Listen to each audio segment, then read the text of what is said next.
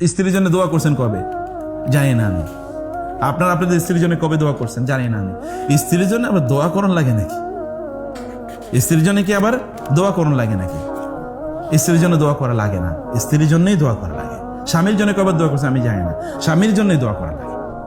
এই দোয়া আমাদেরকে করতেই হয়, এটা আমাদেরকে করতে হয় যেন তাদের দিকে তাকালে দুটো কোরআত আয়ুন মানে হচ্ছে তাদের দিকে তাকালে আপনার চোখটা শান্ত হয়ে যায়, প্রশান্ত হয়ে যায়, আপনার অন্তরটাকে শান্ত হয়ে যায়। অথবা তাদেরকে তাকে এইভাবে তাকিয়ে থাকতে মনে চায়, কি সুন্দর একটা স্ত্রী আমি পাইছি মাশাআল্লাহ।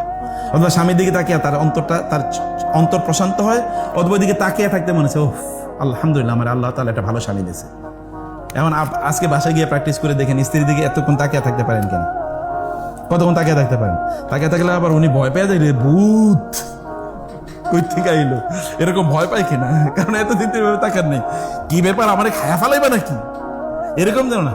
আসলে সত্যিকার অর্থে প্রশান্তির সাথে তাকিয়ে থাকতে পারেন কিনা, এটা রিলেশনটা এভাবে বিল্ড আপ করা দরকার, তাইলে আপনি ইবাদুর রহমান হতে পারেন।